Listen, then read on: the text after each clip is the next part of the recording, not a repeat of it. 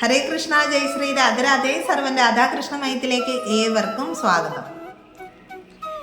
എല്ലാ ഏകാദശി വ്രതങ്ങളിൽ വെച്ച് ഏറ്റവും പ്രധാനപ്പെട്ട ഏകാദശിയാണ് വൈകുണ്ഠ ഏകാദശി.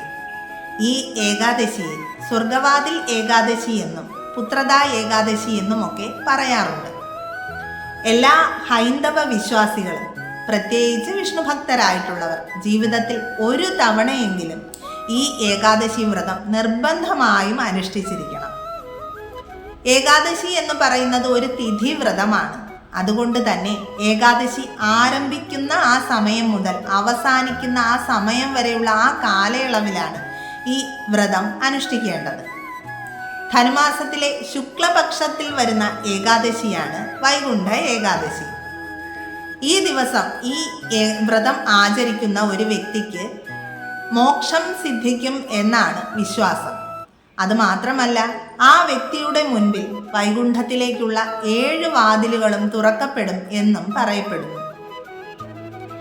ഈ ദിവസം വിഷ്ണു ക്ഷേത്ര ദർശനത്തിനും ചില പ്രത്യേകതകളുണ്ട്.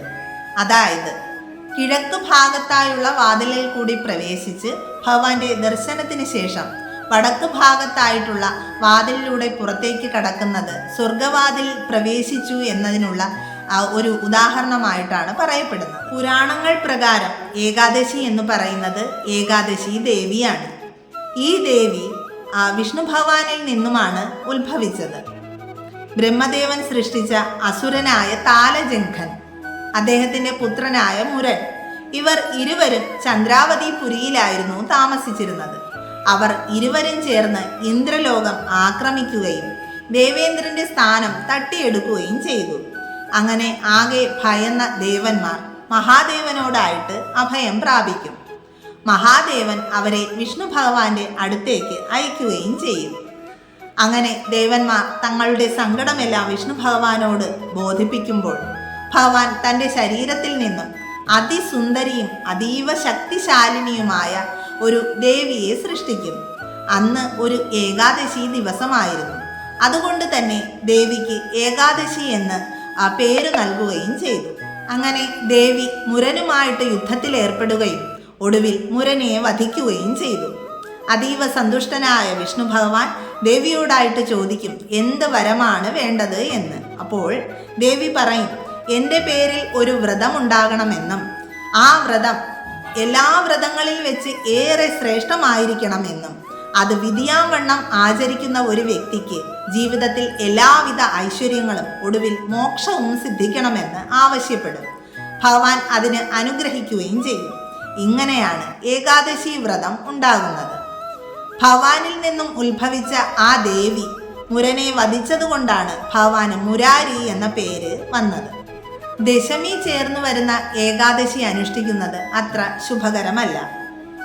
കാരണം അസുരന്മാരുടെ എല്ലാം ഉത്ഭവം വരുന്നത് ദശമി ദിനത്തിലാണ്. എപ്പോഴും ദ്വാദശി ചേർന്ന് വരുന്ന ഏകാദശി അനുഷ്ഠിക്കുന്നതാണ് ഏറെ ശ്രേഷ്ഠം.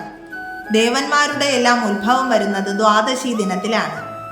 അതുകൊണ്ട് തന്നെ ഈ ദ്വാദശി ചേർന്ന് വരുന്ന ഏകാദശി അനുഷ്ഠിച്ചാൽ ഇരട്ടി ഫലമാണ് ലഭിക്കുന്നത്. ഇത്തവണ ഏകാദശി വരുന്നത് ഡിസംബർ 31 തീയതി ബുധനാഴ്ച ദിവസമാണ്. ഇത്തവണത്തെ ഏകാദശി തിഥി വരുന്നത് 2025 ഡിസംബർ 30 തീയതി രാവിലെ 7:50 മുതൽ ഡിസംബർ 31 തീയതി രാവിലെ 5 മണി വരെയാണ്. ഹരിവാസര സമയം വരുന്നത് 2025 ഡിസംബർ 30 തീയതി രാത്രി 10:12 മുതൽ ആരംഭിച്ച് ഡിസംബർ 31 തീയതി രാവിലെ 10:12 വരെയുള്ള 12 മണിക്കൂർ സമയത്താണ്. ഏകാദശി ദിവസത്തെ ഏറ്റവും പ്രധാനപ്പെട്ട സമയം എന്ന് പറയുന്നത് പാരണ വീടുന്ന ആ സമയമാണ്. പാരണ വീടുക എന്ന് വെച്ചാൽ വ്രതം അവസാനിപ്പിക്കുന്ന ആ സമയം. ഇത്തവണ പാരണ വീടുന്ന സമയം 2026 ജനുവരി 1 തീയതി രാവിലെ 7:14 9:18 ഇടയ്ക്കുള്ള സമയമാണ്. എല്ലാവർക്കും ഈ വൈകുണ്ഠ ഏകാദശി അനുഷ്ഠിക്കുവാനുള്ള അനുഗ്രഹം ഭഗവാൻ നൽകട്ടെ എന്ന് പ്രാർത്ഥിച്ചുകൊണ്ട് സർവം ശ്രീ രാധാകൃഷ്ണാർപ്പണമസ്തു. ജയ് ശ്രീ രാധേ രാധേ.